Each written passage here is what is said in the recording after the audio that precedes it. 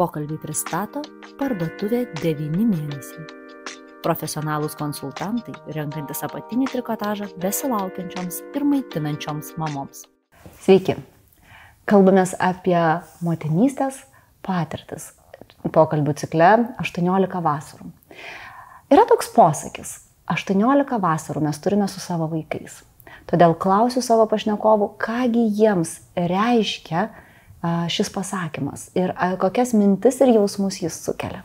Šiandieną su manimi holistinio miego specialistė, mano miela draugė ir 2 vaikų mama Ieva Anskaitienė. Labas, Ieva. Labas, Dovilė. Tai papasakok, 18 vasarų. Daug ar mažai? Labai mažai. Labai mažai? Labai mažai, bet iš kitos pusės, žinai, vien vasara, kaip pavadinimas, yra labai gražus. Ir... Ieva, ar tau pavyktų prisiminti tas vasaras iki to, kai tu tapai mama? Geras klausimas.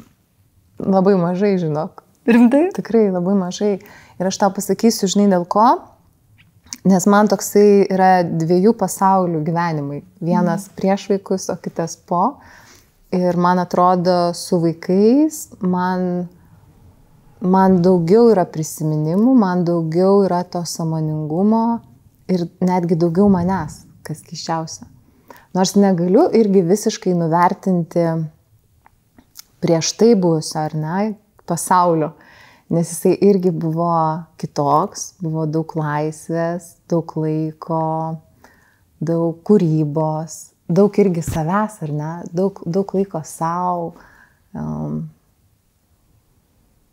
Tai sakyčiau, nežinau, man atrodo, abudu pasauliai ir svarbus, ir to pačiu skirtingi.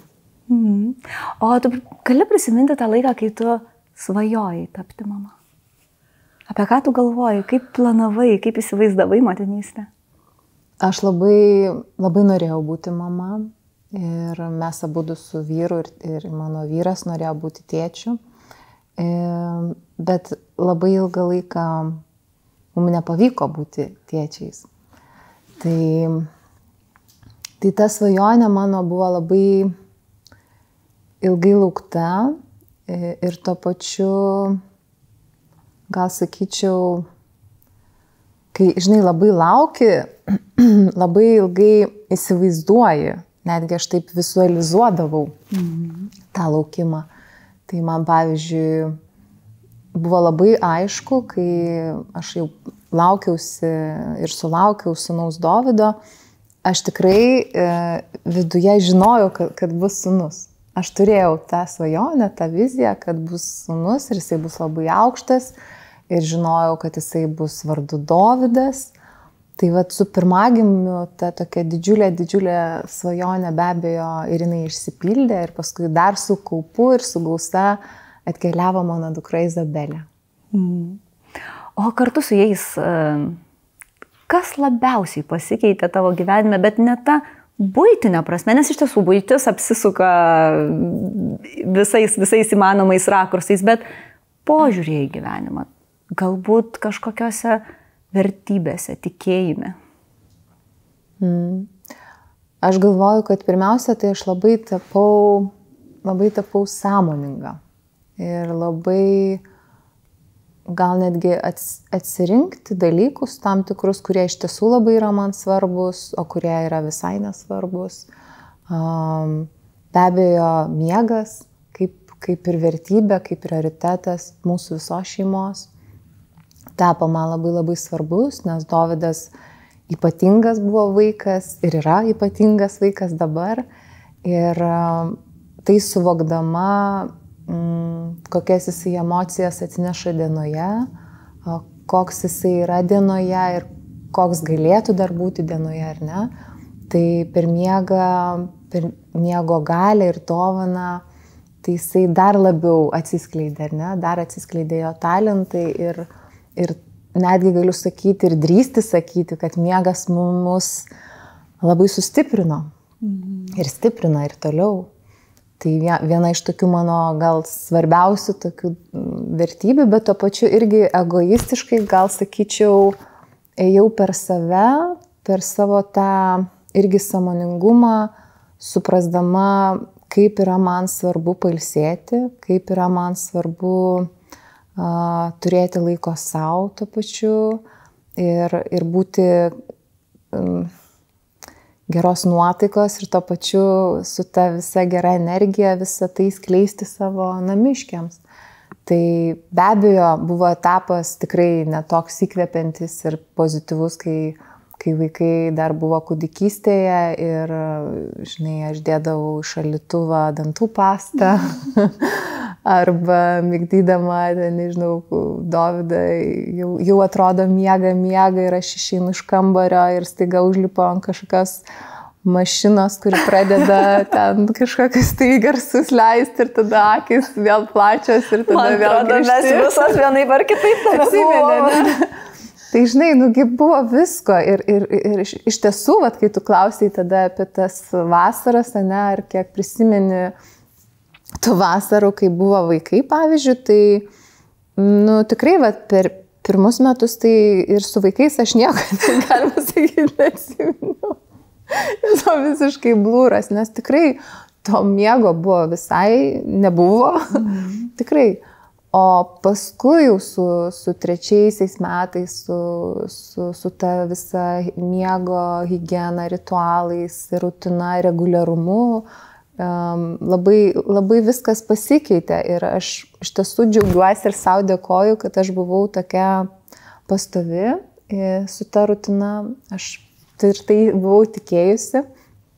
Ir dabar mes turim tą aukso amžių, kai Dovydui yra 10 metų, Izabelei 8 ir tikrai be jokių melavimų galiu pasakyti, kad jie 9 užmiega, be jokių tokių stiprių emocijų, labai lengvai, labai ramiai ir mes turim labai gerą ryšį kartu, stiprų ryšį.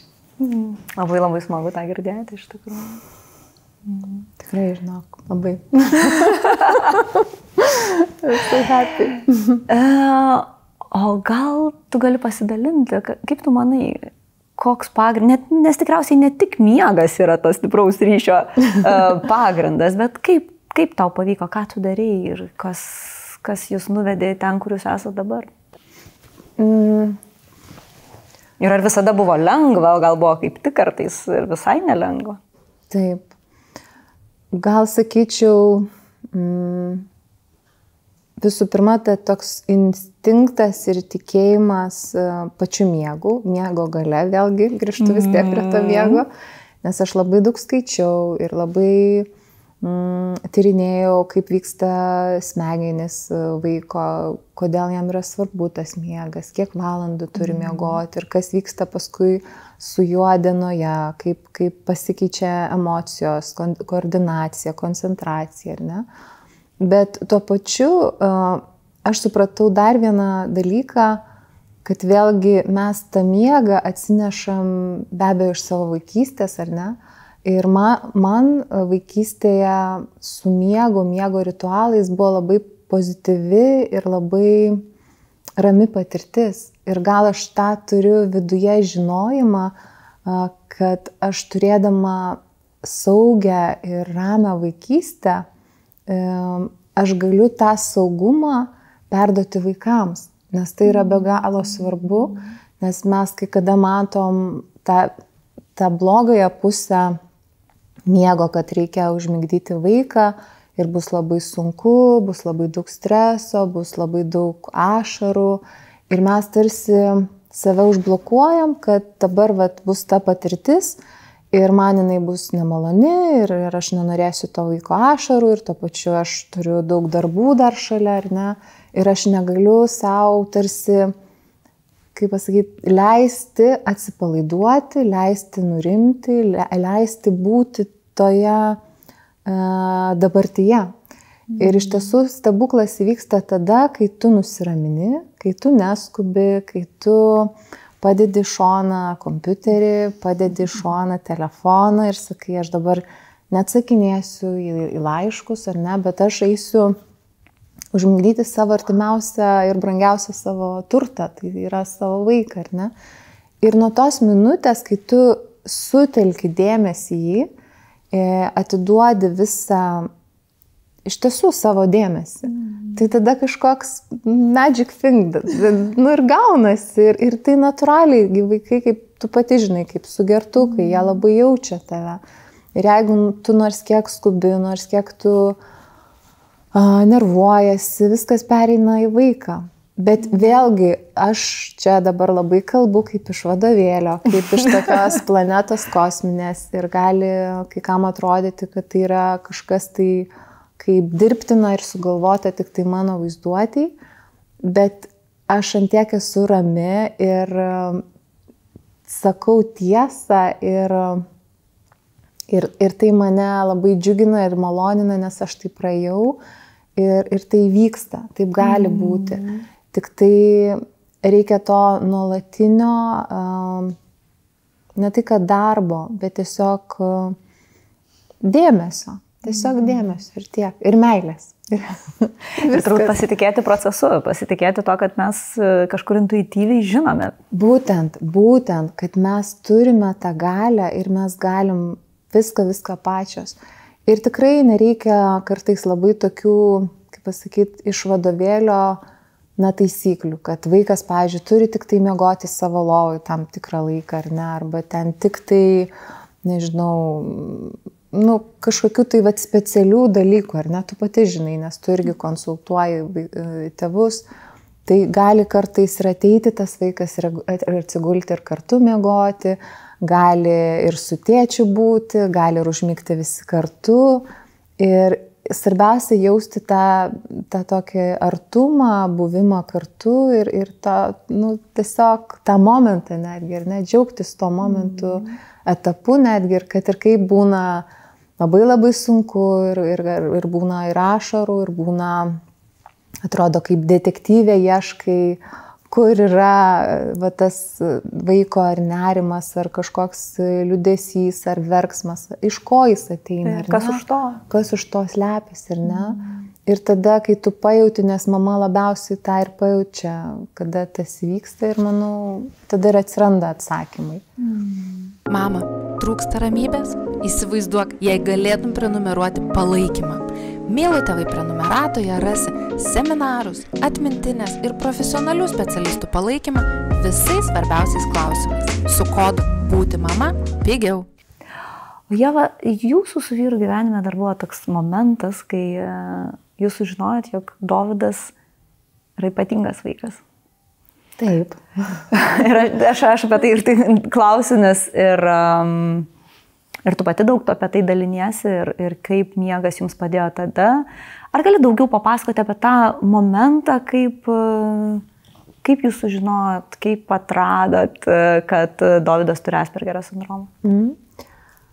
Aš ilgą laiką nepripažinau, tikrai, ir man atrodė, tai yra uždelsta berniuko raida.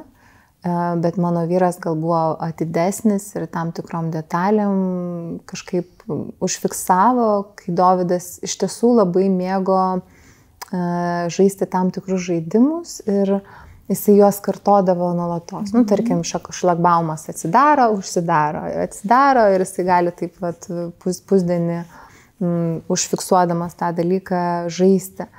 Ir tada Dovydui buvo berods 5 metai. Ir mes praėjom per visas raidos institucijas ir darėm tikrai nemažai tyrimų. Tai tuo metu, neslėpsiu, tikrai buvo ir liūdesio, ir tokio, kokią aš čia pamoką turiu išmokti ir taip toliau. Bet su laiku aš tiesiog priėmiau tai kaip didžiausią dovaną ir tai, kad Dovydas yra tikrai labai šmaikštus, labai muzikalus, labai kūrybingas vaikis ir jis tikrai turi be galo nuostabią širdį ir be abejo su įvairiausiais iššūkiais mes labai daug ieškojom įvairiausių būdų, kaip jam padėti. Tai be miego mes labai daug dėmesio skiriam į jo talentus, kas jam patinka, tai yra muzika, būgnai, toliau dabar šiuo metu ypatingai lėktuvais jisai susidomėjęs, Jį labai veikia vanduo, visi plaukimai, čiurlenimai vandens, ar ne, arba ten kokie atrakcionų parkai, kur jisai labai turi tenai daug energijos išleisti. Fizinė veikla, apskritai tokiems vaikams fizinis aktyvumas labai padeda. Tai tarkim, ar bėgimas, ar dviračiai, ar plaukimas, jį labai sustiprina visų pirma, jo ir koordinacija galbūt silpnesnė, tai jam tas labai padeda ir tuo pačiu ir protiškai padeda nusiraminti. Be abejo, miegas, jisai netgi pats, dabar jau jam 10 metų ir jisai jau 8:30 tikrai jaučiasi mieguistas ir jisai pats sako, mama, jau man metas miegoti. Kaip gražu. Bet žinai, tu paminėjai, kad kai jūs sužinojot šitą diagnozę, buvo labai sunku ir dabar tu tarsi tai priimi tikrai kaip didelę dovaną. Kaip tu nukeliavai nuo tos žinios iki to, kad tu tai pavadini dovaną? Aš manau, dar keliauju vis. Dar vis keliauju. Taip, dar nesibaigia dalyje. Čia gal viso gyvenimo tokia kelionė? Taip, tikrai taip. Ir aš manau, manęs ir mūsų laukia labai daug dar kelionių ir etapų ir manau, gali būti ir vienų sudėtingesnių ir kitų gal lengvesnių. Bet aš labai visų pirma tikiu Dovydu. Aš tikiu juo kaip gerų žmogum ir man yra svarbiausias tikslas, kad jisai būtų laimingas ir jisai rastų vietą gyvenime, ką jisai nori veikti kūrybiškai. Ir aš nežinau, aš tiesiog vėlgi tavo tą klausimą nežinau kaip atsakyti, nes man taip kažkaip ramu širdyje ir tikrai aš nesijaučiu neramiai ar kažkaip grėsmingai ar ten pergyvenčiau. Nežinau, aš kažkaip labai tikiu savo širdimi, kad viskas bus gerai. Nežinau, ar atsakiau, ką nori man atsakyti. Žinai, aš noriu... Iš ko? Labiausiai, žinai, mūsų galbūt klauso mama, kuri šiuo metu yra irgi tam, pavyzdžiui, tik sužinojusi diagnozę. Aš galvoju, gal tu gali pasidalinti apie tai, kas tau padėjo. Kas man padėjo tame. Kas man padėjo? Aš pati savo padėjau. Aš galvoju, kad, matai, ta diagnozė, kai tu išgirsti,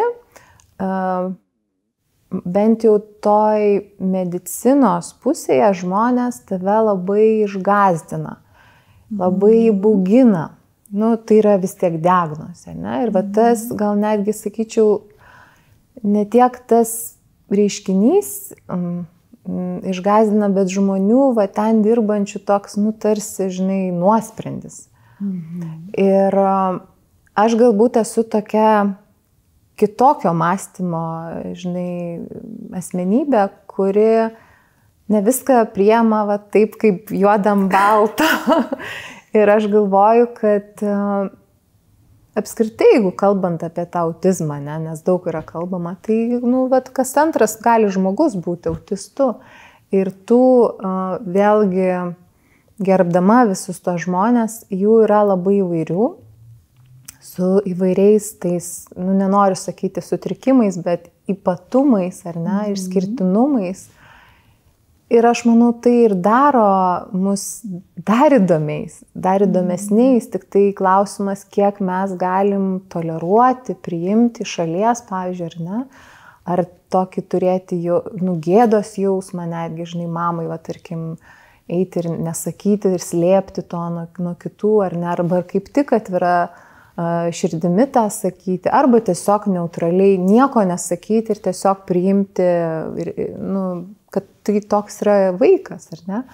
Tai mano galbūt tokia būtų, nežinau, ar patarimas, ar kad netgi ir tai sužinant, geriausia yra atskleisti ir rasti tame vaike, tame žmoguje augančiam visus jo talentus. Tai yra, kuo jisai yra gabus, kuo jisai yra turtingas, apdovanotas, ar tai kūryboje, ar tai matematikoje, ar tai kažkokiam tai net gali būti labai labai specifiniam, nežinau, ar bendravime, ar kažkokioj tai techniniai daly, ar ne, kuris labai smulkiai ir detaliai kažką labai žino. Ir per tai padėti jam eiti link to, ar ne? Ir jisai gali tada toliau rasti darbą, jisai gali save realizuoti, jisai gali tada atsiskleisti, ar ne? Ir tuo pačiu būti laimingu. Tai man atrodo, čia yra didžiausia dovana, o ne tai, kad save užgraužti ar kažkaip pasakyti tik tai tą blogąją pusę, ar ne tai, kad blogąją, bet tokią nelabai patogi, ar ne, kad visgi yra tam tikrų niuansų su tuo vaiku, kur juos reikia tarsi arba pakeisti, ar vėlgi pagelbėti. Privesti prie kažkokių standartų, įsivaizduojamų. Būtent. Tas irgi iš dalies yra, bet kai tu priemi to vaiko kitoniškumą ir tu jo nenori pakeisti į tą standartą įdėti, iš tiesų tada atsiranda, wow, geras, mes, žinai, galim taip. Ir tada tu klausi to vaiko, o kaip tu norėtum, Dovydai? Ir tada jisai pasako savo nuomonę, aš norėčiau, mama, taip. Nors tu galvoji savo galvoje, tą tokį skaitliuką, žinai, sukasi sistemoje, kad va taip turėtų būti. Bet jisai atsako tau visiškai kitaip. Ir tu tada su tuo laisvumu, lengvumu priemi ir sakai, gerai, o gal mes tada taip ir galim daryti, žinai. Tai tada atsiranda daugiau tos space, tokios erdvės tau pačiai, tokio labiau nusiraminimo, bet vėlgi Dovydas yra iš tų autistų, kuris labai, tu plika akim nepasakytum, ar ne, jisai labai komunikabilus, jisai gerų manierų, jisai daug dalykų atrodo turi užsislėpęs, ar ne. Tai kas irgi, manau, yra dalis mūsų meilės ir mūsų saugumo perdavimo jam, ar ne, kaip jau gyjos, kur mes visgi, kaip jisai gimė, jisai buvo be galo išmyluotas. Be galo. Išlauktas labai, ne? Taip, tai žinai, yra to, kad jisai, jisai happy kid yra, laimingas vaikis. Fainai girdėti.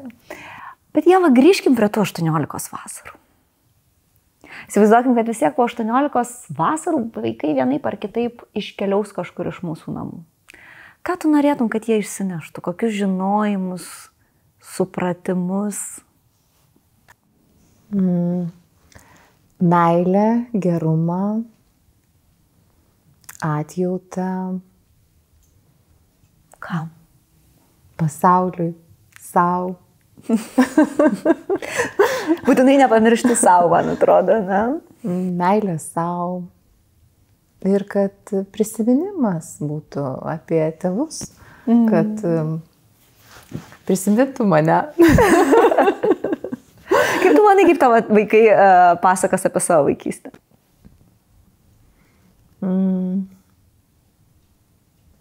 Aš manau, kad labai, labai gražiai. Mes dabar labai daug prisiminimų turime dar iš vaikystės, ar ne? Ir irgi labai dažnai pasikalbam, kai jie buvo kūdikiai, kaip jie juokėsi, kaip jie pyko, kai jie buvo liūdni, prisimenam savo senus labai namus. Aš manau, kad bus visko, bus ir prisiminimų su tokiu, žinai, dideliu juoku ir su plačiam šypsenom ir su mūsų savais šeimos juokais ir pašmaikštavimais ir pasijuokimais vienas iš kitų. Tai aš tikiuosi, kad bus toks sveikas, tikras, nuoširdus ir toks labai atviras prisiminimas apie mus. Aš labai noriu, kad mano vaikai abudu jaustųsi saugus ir tuo pačiu jie, kai bus saugus viduje, su savimi ir pilna meilė, kad mes visą laiką, taip sakom, vienas kitam, kad tu, Izabelė, esi meilė, tu esi Dovydai meilė, kad mes visi vaikščiančios meilės, ar ne? Ir per tą vat, didelį rezervuarą meilės, kurį kiekvienas turime, ir esame, kai ramus, saugus, mes tada galim išeiti labai harmoningam santykyje su aplinka, daug Dieve. Ir tada tik tai jau, jeigu kažkokie puls nelaimės ar kiti, ar ne, blogi dalykai, mes vis tiek turėsim visi kartu tą rezervuarą, tokį stiprų šaltinį, iš kurio galėsim semti vienas po kito ir dalintis, ar ne, ir padėti vienas kitam. Tai aš taip galvoju. Tai to tau ir linkiu, kad tikrai vaikai išeitų tokie visi pilni ir galėtų tiesiog daryti pasaulyje tai, ką jie nori daryti, ne? Ačiū, Dovilė. Ačiū, Ieva, tau labai. Ačiū visiems, kad klausėte. Pokalbį pristato parduotuvė 9 mėnesiai. Profesionalūs konsultantai, renkantis apatinį trikotažą besilaukiančioms ir maitinančioms mamoms.